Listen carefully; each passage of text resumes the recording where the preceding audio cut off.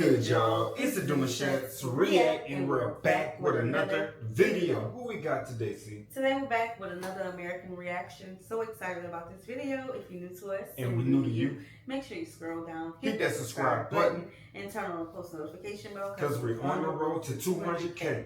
And we cannot get there without you guys, alright? Join the family. Without further ado, let's get into the video. Let's get it. Let's kick this list off with reason number one. So recently I met a Black American woman who's been living here in Uganda, and she owns some land here and has been hiring locals to help, develop it and build it. She's paying them more than they would earn if they work for other people in the area. She is paying them on time, which is super, super rare here in Uganda. And then number three, she hires like local women in the area to cook for the employees so they can eat while they're working. The workers keep stealing from her. They take the tools that she buys and they go to town and sell them. She buys 10 bags of concrete, but somehow only 6 of them end up on a work site. So now she has to watch everyone like a hawk. This brings me on to reason number one, why many Black Americans leave Africa is, well, they feel like they're at a constant disadvantage. And most Africans that I've met believe that Black Americans are a result of white people and African people breeding together. And Mzungu means like white man. They believe it's perfectly acceptable to lie to the Mzungu, to steal from the Mzungu, to mistreat the Mzungu. And the logic they use to justify this or to make it okay is, well, you have money and I don't. And you see, being an American means you earn dollars, and earning dollars means, in the eyes of locals, you are rich. Now, this next point even has me questioning if I want to stay in Africa. And that is reason number two. We gotta talk about You said 5. I think you said 5 or 2 years. He been there since he was 21. I don't know. One of them. Come on. Okay, so do I even want to talk about? That's cute. See, what I was going to no, I'm not going to say no neither though, but I was saying is I feel like what he was talking about how they would steal from people and then how they was viewing people, I think that's so much more deeper than that compared to the way that, you guys can go about thinking about it. And I think it's just not 100% a real good dose of how you can articulate. Well, that's a secondhand experience. Yeah, so definitely. Never want to take away from anybody's experience, right? But what I mean by that is we're not hearing it from her mom on what happened. But what I can say is you just because you're going to another country don't mean that, just let your guards down. Oh, they're going to love me here. That don't mean that at all. Still be the person that you are in your own country. Here, baby, no, you have to earn trust. I'm not just going to automatically trust you because I hired you to do a job. No, you have to earn that trust. You have to earn certain responsibilities, making sure that my product gets to where it needs to get. No, you got to earn everything. You're going to earn this dollar. His friend rents out an Airbnb for 2 weeks. And then they call you over and say they need help moving. And so they're having you move all of the owner's furniture into the garage, and they're moving their furniture from the U-Haul into the place. They got you dragging couches up the stairs, right? Then they got you drilling holes in the drywall so they can hang up their family photos on the wall. And on top of that, they're having you repaint the living room to their favorite color. And as you're painting the living room, they say, yo, hold things down really quick. I'm going to go ahead and change my official mailing address to this Airbnb. That way my tax returns and my bank statements come here. You're going to tell your friend, yo, you're crazy. You're wasting your time, your energy, and your money on a place that's not even yours. Well, that's actually exactly what most expats are doing. And that brings me on to reason number two, why so many Black Americans leave Africa, and that is the lack of stability. Most Black Americans are setting up their long-term lives on tourist visas. You see, a tourist visa, on the high end, will allow you to stay in the country for about 90 days. But budget travelers have found a bit of a glitch in the system. You see, when you fly out the country for 24 hours and fly back in, well, they're going to issue you a new visa. So what many Black Americans are doing is they spend 90 days in the country, then they fly out for 24 hours, come back in for another 90 days, and by the time you do that 4 times, you spent 12 months in that country. And as they say, the math is mathing, right? But this is also how many people get caught with their pants down. Remember the example of a friend who booked the Airbnb and they moved all their stuff in, moved the owner stuff out. They may have a plan that's quite similar. It is. Where like, look, I got the spot for 2 weeks. Don't worry, before the 2 weeks expire, I'll rebook for another 2 weeks and then rebook for another 2 weeks. It's gonna work perfectly. And it might work great for a while. But then one day they check the app and the owner has closed out the booking availability. As they do. They have to figure out how to move all their stuff out quickly, how to get a U-Haul, how to move the owner stuff back in, how to repaint the walls, how to fill in the holes, how to take all the photos down. That scenario of like your plan falling apart has happened so many times. It actually happened to hundreds, if not thousands of people, Black Americans, in Tanzania while I was living there. So then it becomes, well, if you're smart, what you do is you only buy and own things that you can easily fit in your backpack or in your suitcase. And that trade-off means you never really feel comfortable, and many people are just not willing to make that trade-off. And so reason number 2 is bad, but the reason I want to share next is times worse, and that is reason number 3. Now, in Egypt, a country I lived in for over... No, wait a minute. No. I don't see like a fully adult, like a person with sense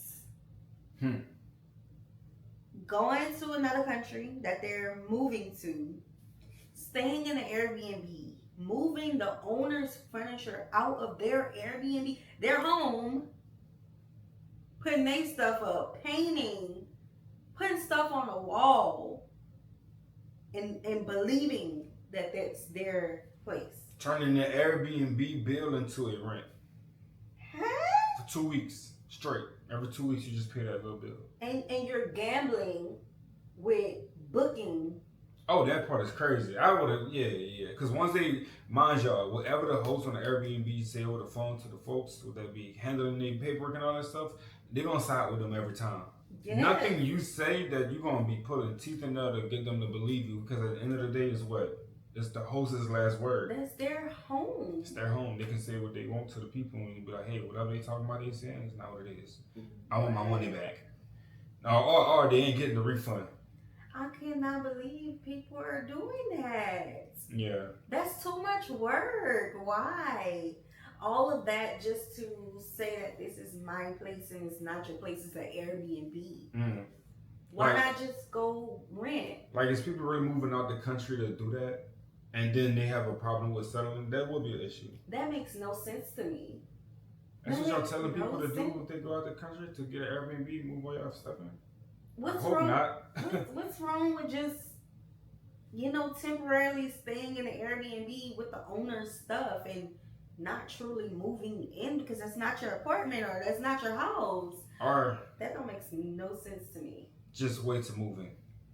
And your own stuff. Until you're ready to, situated and you straight. Right. And then you can push all your stuff in. Don't just go out there and wing it. And then, is border runs not illegal in the countries of Africa? Because in a lot of other places it is. Yeah, I was finna say you should go out on the creek. Oh, okay. Because a lot of people be, they be going to and fro. They be, and you, hey, listen, you don't know no one situation. At the end of the day, some was right is right, was wrong is wrong. But I hate to see anybody in a position to where they can't get out of something because they just on their last leg. You don't know their situation. Right. They don't have no help, and they moving back and forth. So it's like, yeah, sometimes you gotta do what you gotta do. 3 years, I have residency, I have a national ID, I got a motorcycle. I could go back to Egypt right now today and be overly sturdy. But where I am right now in Uganda, I'm doing that whole tourist visa nonsense that I just told you about. Oh, wow. Now, why would I leave residency to come deal with the tourist visa nonsense? Enough said. But I really do hate all of that like tourist visa nonsense. And so I decided to have a sit-down conversation with a high-profile immigration lawyer here in the country. And the biggest takeaway from the meeting is that I qualify for one visa, which is the business visa, and it comes at a cost of $7,500. Now, that same week that, we had the meeting, as I'm thinking through, what do I want to do? We had a 16-hour power outage in my area. So that brings me on to reason number 3 why many Black Americans decide to leave Africa, and that is there are better options. You see, of course, I'm not going to pay $7,500 for a piece of paper that lets me stay in a country that doesn't even provide me with stable electricity. What you end up doing is you look for other options in other countries and you find that there's way better options. For example, in Paraguay, all I have to do is go there with a birth certificate, go there with a background check from the FBI, and they're going to issue me a 2-year temporary residence permit. And after those 2 years, I get a 3-year residency permit, and after those 3 years, I'm able to apply for citizenship. If you want to get citizenship in Africa, you basically have to figure out how to walk on water because you need to be doing miracles. And to make things even crazier, it's like with these places that are offering you easy residency, easy citizenship, the malls are nicer, the roads are nicer, the quality of life is better. You can fly around the continent of South America for $50, $100 from country to country. The truth is, I'm in a very unique position in life to where I can truly have the world open to me. It doesn't matter if I'm in Africa, if I'm in Asia, if I'm in South America. I can go where I'm going to be treated best because wherever I have my laptop is where I have my income, right? All right. Now, a huge reason that people move to Africa is that they're expecting to have a reduced cost of living. But the thing is, in Africa, yesterday's price is not always today's price. And that brings me on to reason number 4. So imagine you have a savings account and you check the balance one night before bed and it says $10,000 in it. Okay, not bad. And then you decide to check it again at the end of the month. You haven't added anything to it, but you also haven't spent anything out of it. So you're expecting it might be just a little bit above 10K because, a little interest payment should have hit. But when you check the account, however, you only see $6,700. Your heart's going to drop. You're going to ask yourself, well, where the heck did all my money go? You see, the Americans over in Ghana didn't have to imagine that scenario because that's practically what happened to them. In April to May of 2025 over in Ghana, the exchange rate completely flipped against those who held US dollars. Wow. And so overnight, everything became 30% more expensive. That's why my reason number 4 why many Black Americans leave Africa is that sometimes Africa gets too expensive. Now, sometimes the exchange rate changing is only a temporary thing, but other times it's permanent and continues to get worse.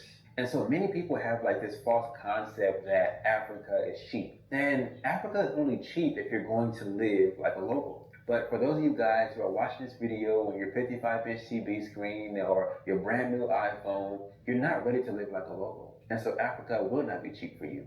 You're not ready to not have a hot water heater in your home. You're not ready to take showers with a bucket. You can't stomach eating these same 5 foods in very similar combinations every single day. You're just not cut out for it, and neither am I. And so what happens is, in many cases, when people start seeing their cost of living, the cost of food, the cost of rent rising too quickly, most of the time what they actually do is go to a place where they're able to earn more money. And a lot of times that place happens to be back to the States. And so I get one question a lot, which is like, can I move to Africa on Social Security? Can I move to Africa on fixed income? My answer is always yes and no. Okay? Yes, because my cost of living is less than $1,000 per month, right? Hey, everybody's cost of living is going to be different. Their pocket's going to be different. Prepare yourself for the move personally. Have everything in order. And even then, you probably won't have everything in order. But you'll be, aware and more conscious instead of just going out there hoping for the best. Now, a person wanting to move to Africa with fixed income, I would say to try moving to a different state in the United States first.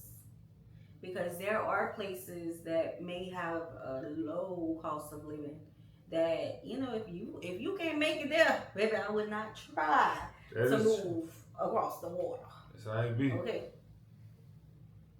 But know in the fact that at any given time, something out of your control. Let's just say, for example, the exchange rate can shift, and now where you were living comfortable, you're now extremely uncomfortable because your cost of living has tripled overnight, Lord, right? fix it. And so it's important that even if you are on a fixed income, you find a way to still generate income, just so you have these backup streams, these backup supplies that can cover you in case of that fluctuation. Reason number 5.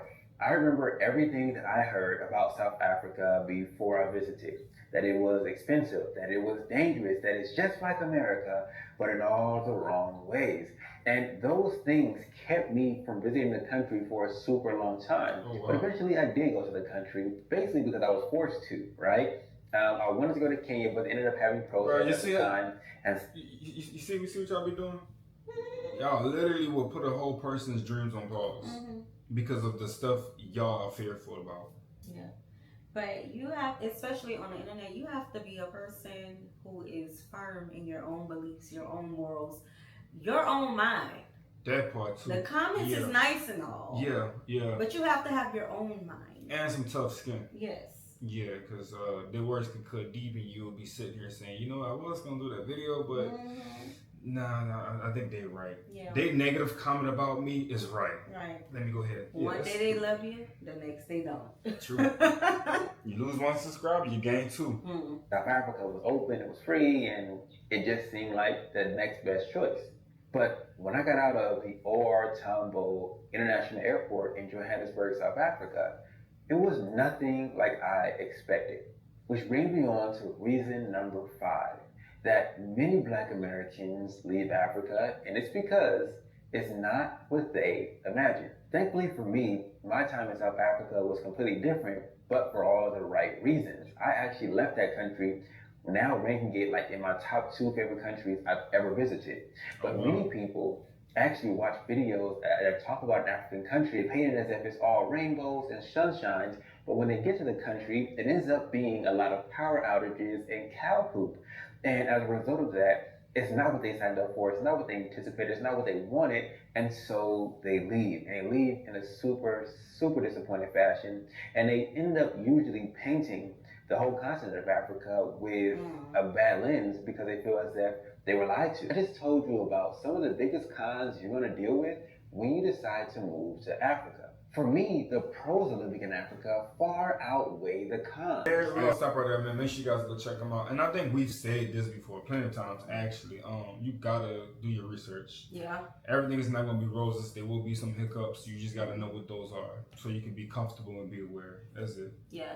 When we decided that we was going, well, not even decided, when we was in motion of, okay, we leave on this date, we going, we didn't have South Africa as, oh, it's going to be all rainbows, oh, it's going to be all good.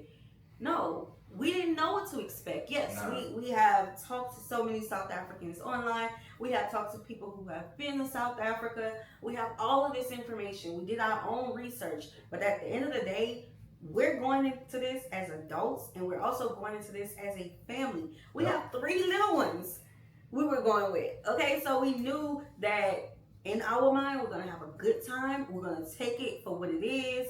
We're going to experience it. And also, we knew that we wanted to experience it slowly. Yep. We was on the continent for 3 whole months. We could have went to Ghana. We could have went to Senegal. We could have went to Kenya. We could have went to Tanzania. We could have went to all of these different countries in a matter of 3 months, but we chose not to. We wanted our first time on the continent to be slow. Right.